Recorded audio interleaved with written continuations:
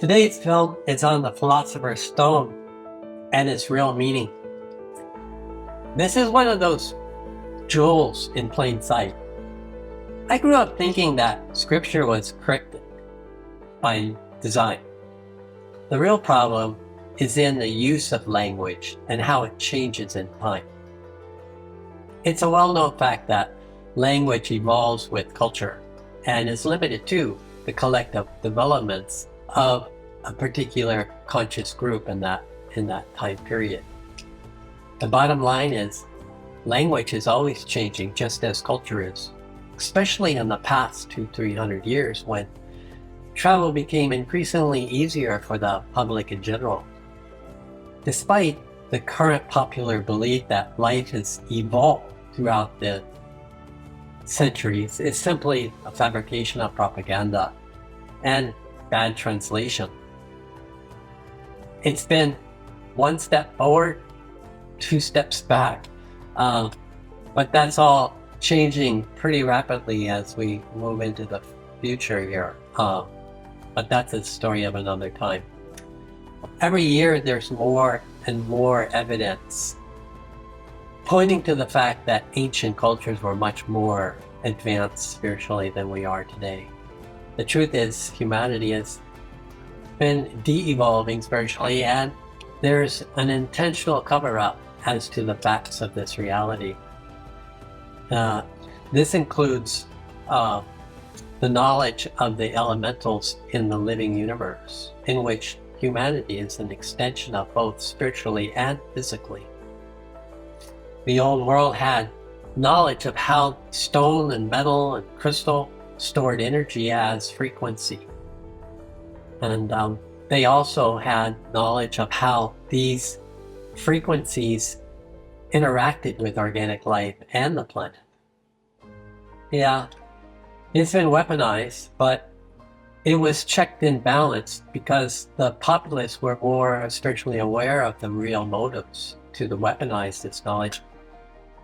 This has been a long saga that's been played out throughout our history. And every time humanity gets reset, we always end up coming back face to face with this matter at hand, which never ends well. Now, look at Atlantis. It was certainly no different in the story of the Philosopher's Stone. It's always been known that there are materials like stone and metal, even water, that can hold frequency quite well. These frequencies can either support organic life or they can damage it. It really comes down to your intent.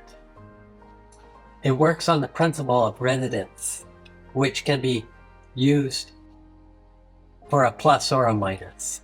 This is why megalith structures were so particular in their choice of material composition, and why certain stones were carried so far from their quarries to the construction site when there was more available rock closer. This is well documented. The sad story is that during the last reset, which was the great flood of Noah's day, was the turning point where the new generation was reset once again, forced to go into survival mode, pretty much preoccupied their hearts and minds for the first couple of generations after the huge decrease in population. This was the time where sacred knowledge became legends and turned into stories. The noble bloodlines of the old world, they took special interest in limiting knowledge and education from that point on. It wasn't until only recently it was opened back up into the universities and institutions of higher education that we have for the general public. But even that came with a price tag. And it's still very carefully monitored, and is why we have such a muddled up history as it stands today. The Philosopher's Stone is no different. The Philosopher's Stone was a library of knowledge protected by the Essenes. It was recorded that Mother of Jesus came from this mystical following, which we know today as the mystical school of alchemy, which for most people on the planet is just a dim reflection of what it used to be 3,000 years ago. And that is in part by design. Like I said, knowledge is a commodity and it's highly valued. Knowledge has always been a commodity and treated more valuable than gold and silver. In our world, gold and silver is shared only because it's used as a currency to exchange energy, where energy can be stolen and used for nefarious purposes. That's why black markets have always existed in the past and the present. So there's no wonder why knowledge of generating energy was highly protected and stolen throughout the wars of the past. Philosopher Stone is no exception. A rare stone that held the rare frequency to capture the wisdom of the philosopher. Well, it was like finding a computer with archived libraries of knowledge, like immortality, and the fountain of youth was in there too. Eventually, the science of frequency and matter and their interactions faded from public view, permanently distinguished for the future generations, and was replaced with stories of monsters and titans after the Great Flood. Much like all the ancient sciences, such as the Upanishads recorded in Sanskrit. Just because it disappears from the public doesn't necessarily mean it's still not protected and secured by some chosen black or white guardian. You know, royalty, especially the bloodlines of Cain and Solomon, were obsessed with immortality and are well known for their long lives. These guys outlived everyone and thus able to keep their rule in check.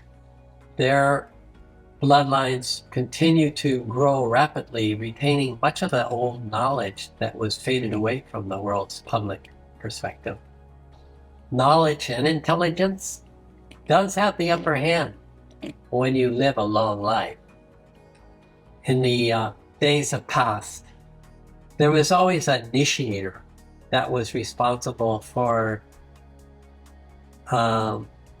picking the right time to initiate a student with a particular level of knowledge. This did help protect humanity from the pitfalls of the misuse of knowledge.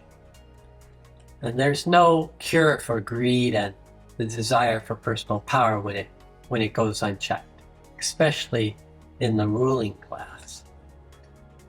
This is why there's always been a hidden war that plays out behind the world events, which is always really about stealing and taking control of sacred treasures and knowledge. And for a very long time, humanity has been in servitude of this opposition that is facing us now, as it has always been, to some degree or another. The Philosopher's Stone was one of those many treasures of ancient times. We would call it the science of alchemy today, manipulating matter at the monatomic level.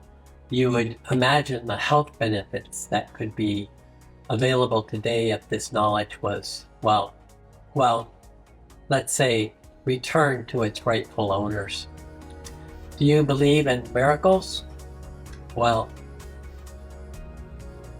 stay positive.